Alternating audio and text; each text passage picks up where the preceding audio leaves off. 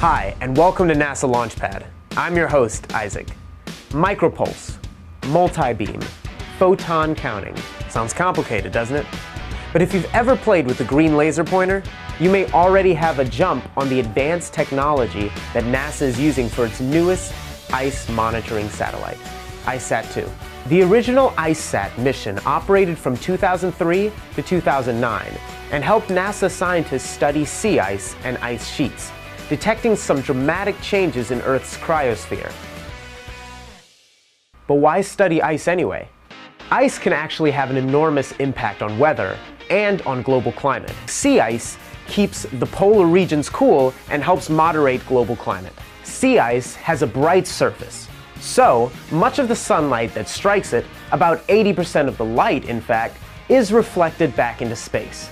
As a result, areas covered by ice don't absorb much solar energy, so the temperatures remain relatively low. As sea ice melts in the summer, darker ocean surfaces absorb the sunlight. The oceans heat up, which in turn heats up the surrounding atmosphere, causing Arctic temperatures to increase even more.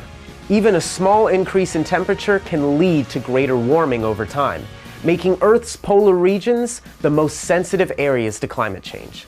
So, it's really important that we keep a close eye on what's going on in these icy regions near the North and South Poles. And that's just what ICESat helped scientists do. ICESat was NASA's first laser altimeter in space. And ICESat stands for the Ice, Cloud, and Land Elevation Satellite. ICESat was a benchmark mission for NASA's Earth Observing System fleet of satellites, and it provided a reference point for ice sheet mass balance, sea ice thickness, vegetation biomass, and cloud structure.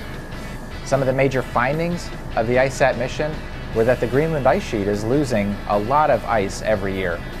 We take all that ice and put it into the ocean. That's enough to raise the ocean sea level all over the world by a few millimeters, and that happens every year. After the ICESat mission came to an end, engineers went to work on a new design to get better coverage of the Earth. Now, ICESat 2 is all about measuring elevation. But exactly how does it do that, and how does this new design overcome limitations of the first satellite? There were three components to figuring out the elevation measurement. We need to know where the satellite is very accurately. We need to know the direction that the laser is pointing, and we need to know how far the laser pulse traveled when it went from the satellite to the surface of the Earth. With those three pieces, we can actually calculate the height, the elevation of a particular spot on the surface of the Earth. ICESat would send out small pulses of light and time very precisely how long that light took to go from the satellite, bounce off the Earth's surface, and back to the satellite again. By measuring that travel time, we could learn about the height of the Earth beneath the satellite. And over time, we were able to build up maps of the shape of the ice sheets, the thickness of sea ice, and the height of forests all over the world. Now, the detectors on ICESat 2 are so sensitive that they can detect individual photons of light. That's the smallest unit of light that we have. So ICESat 2 will send out millions of photons, and of those millions it sends out in each pulse, we'll record 5, 6, 10 signal photons.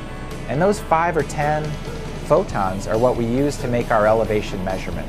We know precisely when they left, and we know precisely when they came back again.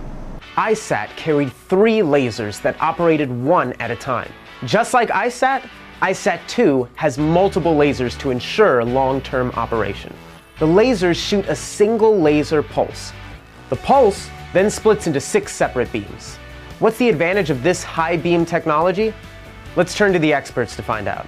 So when we talk about ICESat 1, ICESat 2 is the follow-on mission to ICESat 1. And whenever we do things at NASA, we'd like to improve upon the technology that we've developed in previous missions. With ICESat 2, we're using a much smaller beam that illuminates an area about 10-meter circle. So it's a much finer precision measurement. In addition, ICESat 2 fires its laser much more frequently. So instead of one measurement every 150 meters as the satellite flies, ICESat 2 will give us one measurement every 70 centimeters as ICESat 2 flies. So it's much smaller footprint and much more dense spatial sampling. The statistics collected about the cryosphere by ICESat 2 will be organized into data profiles and studied by scientists all over the globe. But what is it they hope to understand? So ICESat 2 is measuring height. It's an altimeter, so you're going to get very high resolution, very specific levels in terms of data. And so we have researchers, we have scientists that are looking at the level of water in a reservoir. That is something that you wouldn't necessarily think of right off the cuff when you see the name ICESat 2, because you automatically think ice. But it has different applications beyond that of the cryosphere. So you have reservoir heights, you'll have vegetation canopy heights, then you have, again, your sea ice thickness, and then your land ice. I think you can really be creative in terms of how you use the data, which is why we go outside of the scientific community and look at different ways operational users could really value altimeter data, because it's not just what's in our head, it's really combining what's in other people's heads. And I think once you get all these creative minds working, you can find different ways of applying the data.